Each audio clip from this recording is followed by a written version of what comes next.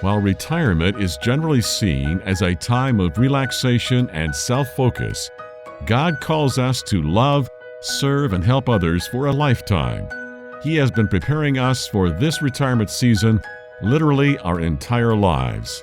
In retirement, countless Christians enter a state of spiritual dormancy, not knowing how they are called to have an impact for God's kingdom.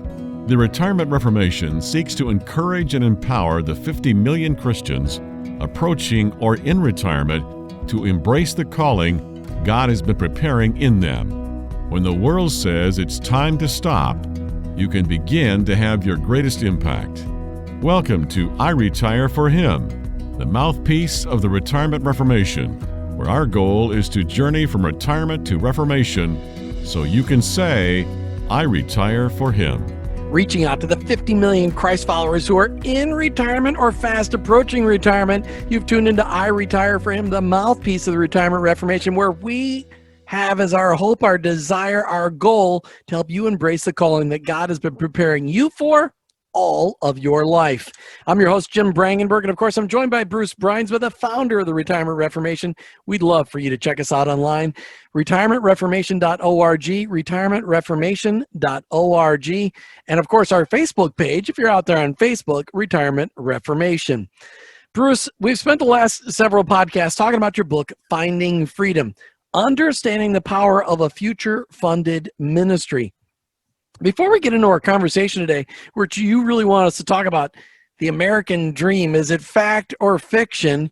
Tell us about the book, because Finding Freedom, Understanding the Power of a Future-Funded Ministry, what do you mean?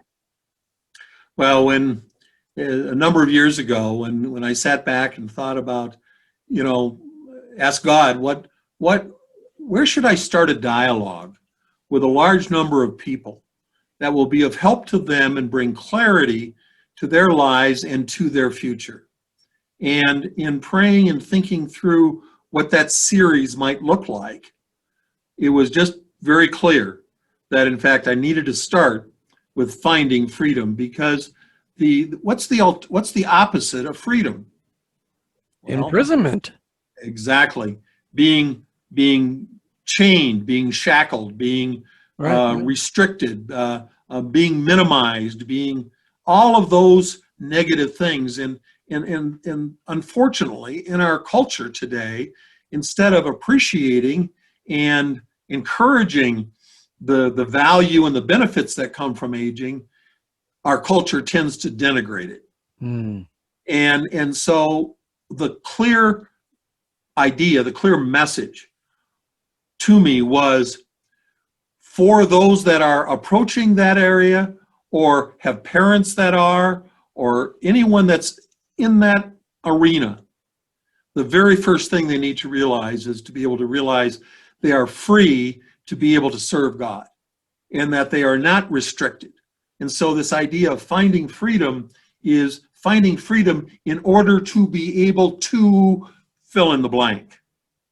Right, and that's what the Retirement Reformation helps people do, is fill in the blank. But Bruce, where did you become so passionate about helping people to really find freedom in their retirement, really to walk alongside people in their retirement years and finding purpose and meaning? Where did that passion come from? That passion is something that simply grew over the 30 years that I've been involved in retirement planning and on the financial side. And I just started realizing, it's probably 6-7 years ago, I suppose, is when God really started to touch my heart, is to say, Bruce, there are much bigger issues. There are much more important issues than saving enough for retirement. Not to minimize that, but to put it in its proper perspective. And the realization that the greatest unused people group in our country, in North America, are those that are 60, 65 and older, who profess that when they retire, they will retire to nothing. And so all I can think of is going back to the experience, and you can read in some of my other books the stories of how God took me to Timbuktu and just a bunch of other crazy things that literally to Timbuktu. And we can talk about that at length at some other time, but maybe that'll just prompt somebody to read another book. But to be able to hear that story.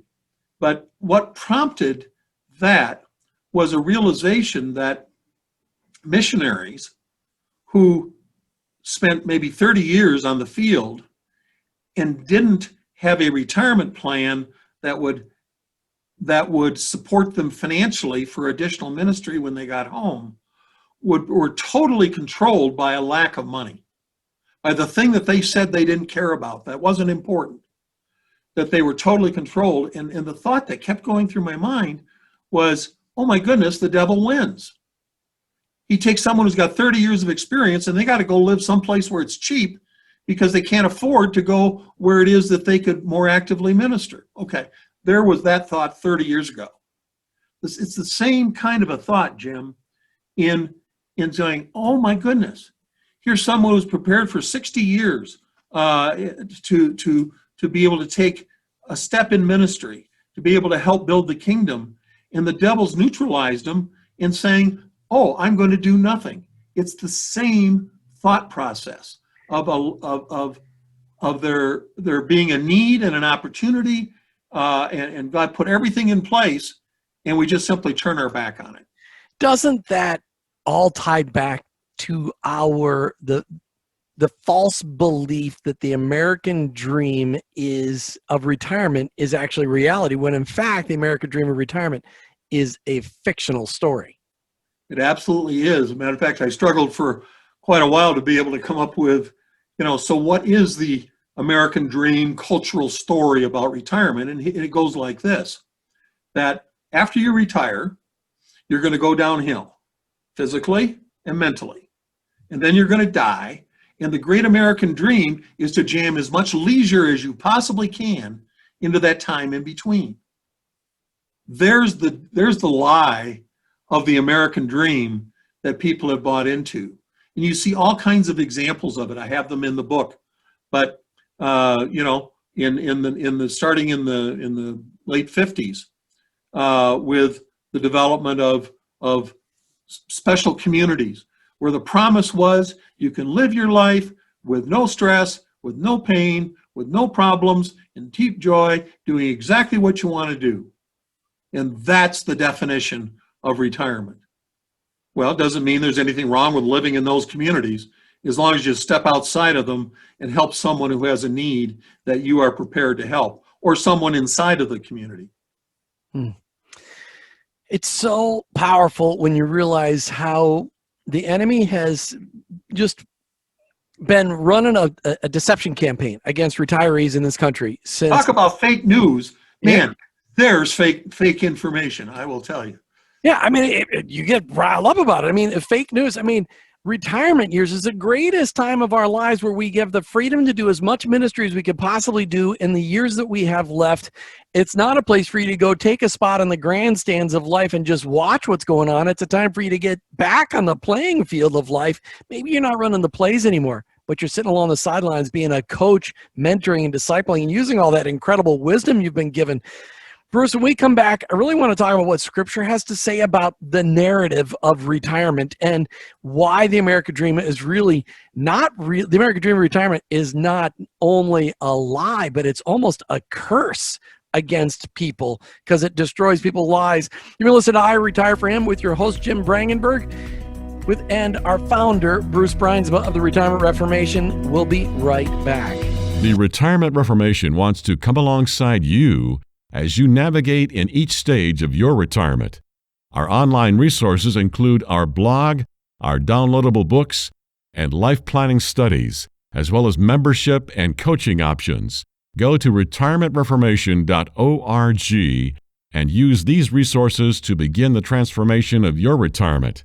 Journey from retirement to reformation, so you can say, I retire for Him. That's retirementreformation.org. Now, back to the show. Hey, welcome back to iRetire4Him, the mouthpiece for the Retirement Reformation. I'm your host, Jim Brangenberg, and I'm joined by Bruce Bruinsma, the founder of the Retirement Reformation. Bruce, every podcast, you love for us to smack dab in the middle, the creamy part of the Oreo cookie.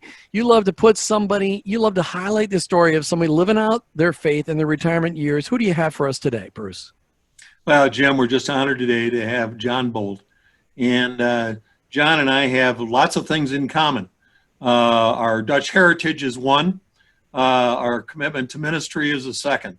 But John's career has been just fascinating as God has led him in a couple of different ways. And so, John, my first question for you today is just kind of give us that highlight of the career and the way that God has led you and what he's got you doing now. Well, thanks, Bruce, for having me. I've had a very varied career. I graduated college 46 years ago. Spent the first 30 years of my career in what you would call the corporate world.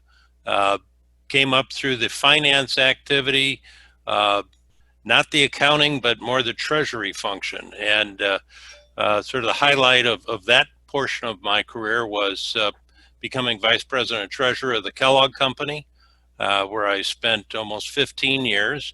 And I left Kellogg and went to Twin Laboratories in New York as the chief financial officer. And was out in New York at the time of the Trade Center event. And it was really at that time that I really started thinking about where God wanted me to go.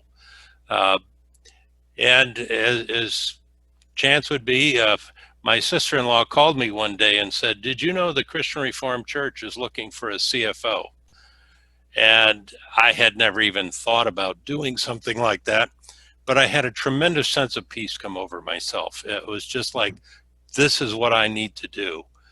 And as you know, in the church world, interviews and that whole process can take a long, long time. So I sent my resume in via email, and I got a email return in just a matter of a few minutes from the person who was doing the recruiting for them. And he said, "You're very late in the process, but thank you for your submission. And by the way, I know you." He had met me years ago when I was at Kellogg. And he said, "I will give you a call later this week and we'll talk." Well, he was on the phone the next morning at 9 o'clock. We spent 2 hours, and he said, "Could you be here Monday morning?" This was a Wednesday. So Monday, I was in Grand Rapids. I spent the better part of the morning with some of the executives at the denomination. And then they said, "Well, we need to go to lunch. Why don't you join us?" And as we sat down, they looked at me and said, "We are well into second interviews with at least 7 people, but let me put my cards on the table. You are the candidate we want." And by the time the day ended, they offered me the position. So that was 6 days from the time I sent in my resume, in what normally, as I've come to find, is something that can take 3 and 4 months. Yeah, in some cases, even longer than that.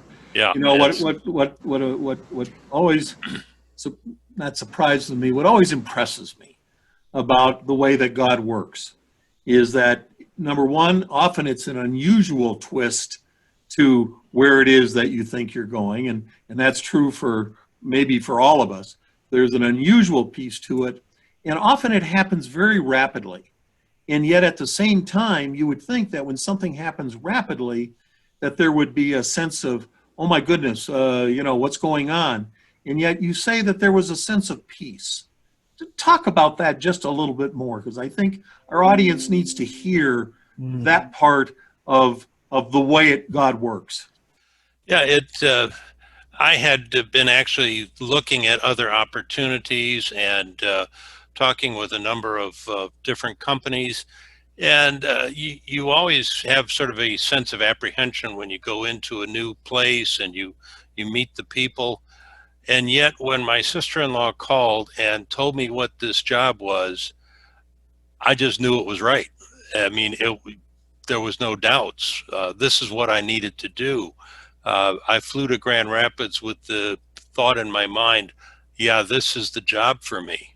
And when I met with the people, I had never worked in a church environment, but all the things they needed me to do were all things that I had had in my career. And it was, when you look in the rearview mirror, you usually see God's plan.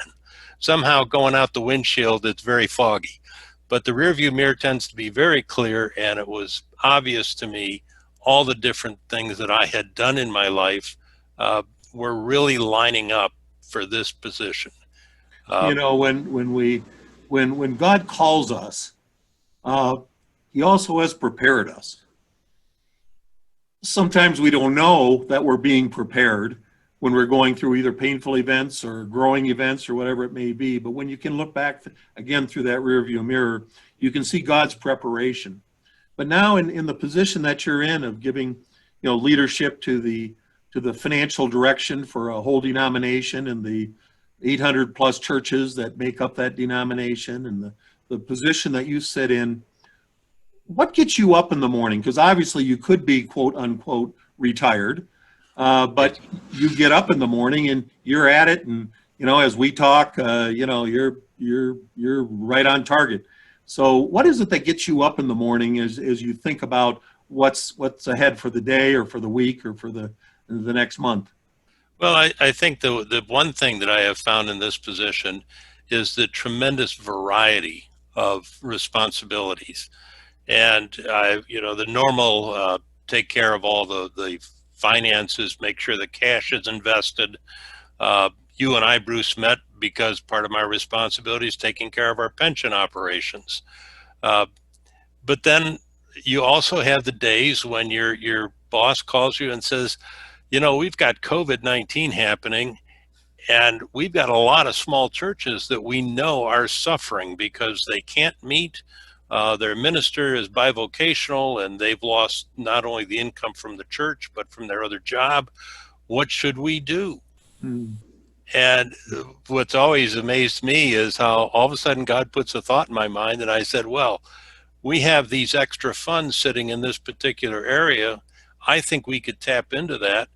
And before the conversation was over, we figured out how to put together $750,000.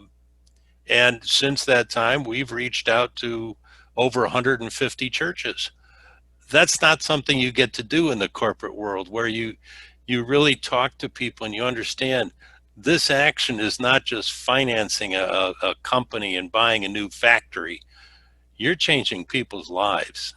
And that's really, I think, the catch. Well, I think that's the key, because at least as I define ministry, it's impacting people's lives. And when you can find ways to do that directly, indirectly, based upon your experience, and be able to bring God's wisdom to solve a new problem, boy, that's exhilarating. It is. Jim, you got any questions for John? I got one question, John. Okay, so you're deep into your retirement years at running in this position. That it doesn't sound like you're going to be done anytime soon. My question for you is this: how are you working on your perpetuation plan, the succession plan for when you do decide that it's too much for you to go day to day and do what you're doing? Are you already into that process? I am in that process. In fact, I've announced that my general work will probably end this coming July. But in that same breath, I also said, but I will stay involved in these three areas. And in the, as far as succession, I've been able to put together a team over the years that is going to be able to continue on just fine. And so I've actually worked myself out of a job, because the way we've restructured, instead of everybody reporting up to me, they can just report to the senior leader. And I'm going to continue on working in the pension area, working in our self-funded healthcare program that we established, and being available for anything else they happen to bring up. Now, part of that is also the fact that I did have all those years in corporate world. I'm able to offer that effort to the denomination more as a volunteer than as an employee. So I'm going to still stay involved, but it also gives me the luxury then of being able to spend some time with my wife. We have been, we've raised 4 kids and we've got 10 grandkids. In the last 6 years, we've had the unique project of having my parents live with us. Now, Mom turned 91 yesterday. So, It's very different kind of a household, but we love it. We would do it again in a heartbeat. And so I'm going to stay very active. And I don't know where that next challenge is going to come, but I'm open for it.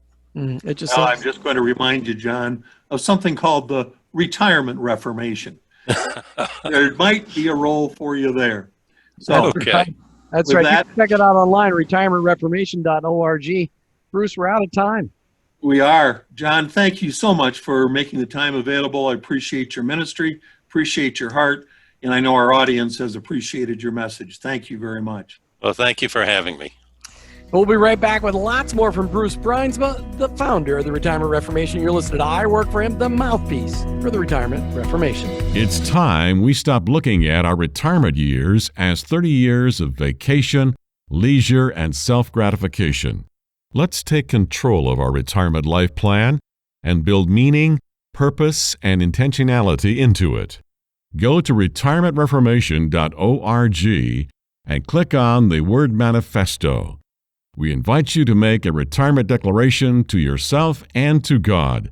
Sign the manifesto and start changing the way you think about retirement. retirementreformation.org. Click on Manifesto. Journey from retirement to reformation, so you can say, I retire for Him. Now let's get back to the show. Hey, welcome back to I Retire for Him, the mouthpiece for the Retirement Reformation. I'm your host, Jim Brangenberg, joined by the founder of the Retirement Reformation, Bruce Bruinsma. Please check us out online, retirementreformation.org, retirementreformation.org. We're talking today, our conversation is based on Bruce's book, Finding Freedom, Understanding the Power of a Future-Funded Ministry. But today's topic, conversation, was American Dream. The American Dream. Is it fact or fiction? Is it a dream or a nightmare? Bruce, I wanted you to touch on the biblical narrative on retirement. What does the Bible have to say about how we're supposed to spend our retirement years? Well, first of all, the term retirement isn't in the Bible, so don't spend any time looking for it. It's not there. But just because the word isn't there doesn't mean that God's principles don't apply for all of our lives. And so God's principles, as He lays out for them in both the examples, both positive and negative in the Old Testament, and then all the activities in the New Testament, and the words that Christ give us, is we are called to bear fruit. And I think there's the basis for thinking about retirement. We are called to bear fruit. So, first of all, how long is that fruit bearing supposed to last? Well, when you think about it, it lasts for how long? For a lifetime. So we are to be faithful and bear fruit for a lifetime. In today's world, how long does that last, Jim? Well, it may be 104, and 90 is not unusual, and 80 you're just beginning. Trust me. And we go from there. And so there are an opportunity to be able to follow God's prescription for our lives, to bring meaning and purpose, to build the kingdom, and then to find contentment and joy during that period of time. I think all of those concepts are biblical concepts that we can apply to the last 30 years of life, which the world calls retirement. How does the Retirement Reformation come alongside Christian retirees to help them understand that the American dream, where you just sit back, relax, and get seashells, play tennis and golf, and do nothing for 30 years, is not for the Jesus followers of America? In fact, it's not for anybody, but it's really not for Jesus followers. How does the Retirement Reformation help people come to that conclusion in a nice, orderly fashion so it doesn't freak them out all at one time? I think there's different journeys, like finding our wives or our husbands. How did that happen? Everybody has a different story, and there's a different pathway. The key is, in fact, that there is a plan and that there is a process. And it's the process that gives us actual freedom to be able to work our way through it. So what does that process look like? First of all, it starts with the aha moment of, oh my goodness, God does have a plan, there is meaning and purpose, and there are some things I'm passionate about. That aha moment, that's kind of where it starts. Hopefully it starts earlier rather than later, but it can start at any age. 75, 80, 85, 90. If you have not had that aha moment, that's where it starts. Second, as in the Retirement Reformation, our goal is to be able to provide pathways for different people to be able to follow that will lead them to that meaning and purpose and that joy and freedom. What do those pathways look like? They have all different kinds of shapes, sizes, and descriptions. However, they have certain components that are key to it. In that realization that there is meaning and purpose and that God has a call, is first of all, is recognizing that A, that's true. B, what am I passionate about? C, who am I and how has God prepared me to be able to take that passion and move it into ministry? And ministry, of course, is impacting others. So working outside of ourselves. And then to be able to have the DNA of meaning, the passion and the energy that comes from that, so that in fact it will sustain both the search as well as the beginning stages of what does that look like, and then the advanced stages of what that looks like. So kind of a long answer, but it's a process that we can go through. And in the Retirement Reformation, we have the materials to help walk you through that process that will get you to that conclusion. And you may need to go through that process 2 or 3 times in your life, because there's 3 stages in retirement, and the first one may look a little bit different than the second one, a little bit different than the third. What do you mean there's 3 stages in retirement? Oh, well, there's a new thought for you, huh?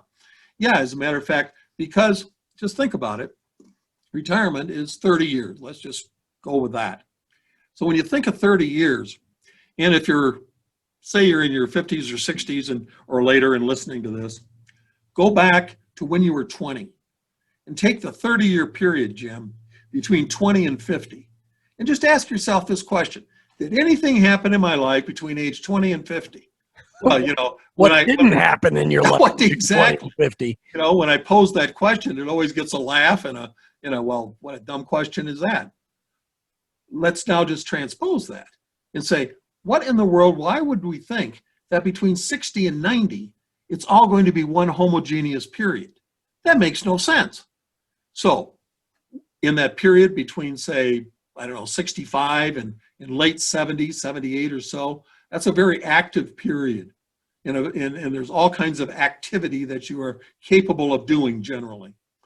Starting about 78 to about 85, 86, 87, there is a slowing down physically, but there's a maturing spiritually and emotionally, and that ability to mentor and to be able to give good advice and to speak into difficult situations. But it's definitely a different period than that 65 to 75. And then at 85, 6, 7, between there and let's say 104, again, you have a period of what I call reflection, the opportunity to take all those experiences and all that God has taught you and all that you've learned in that period of time, package it and reflect it back to the generations that are now coming up. So you've got 3 separate periods, and I talk about that in a couple of the books that will be helpful to people to understand. But just keeping that in mind will give you some clarity about where things are going.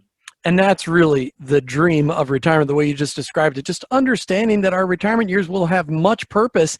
And in seeing the purpose of those retirement years, it really gives us the freedom that you talk about in your book, Finding Freedom, Understanding the Power of Future Funded Ministry. Your retirement years are funded. And for those of you, maybe you're listening to the show and you are living solely off Social Security, what's even greater is that we're all helping fund your ministry. You've got that opportunity. Maybe it's not fancy schmancy, but it's okay. Jesus didn't operate on a single fancy schmancy dime at all. So your retirement years are significant. Bruce Bruinsma, you did a great job of building another picture for us, painting a picture that helps us understand that our retirement years are full of future funded ministry, but in so much fullness.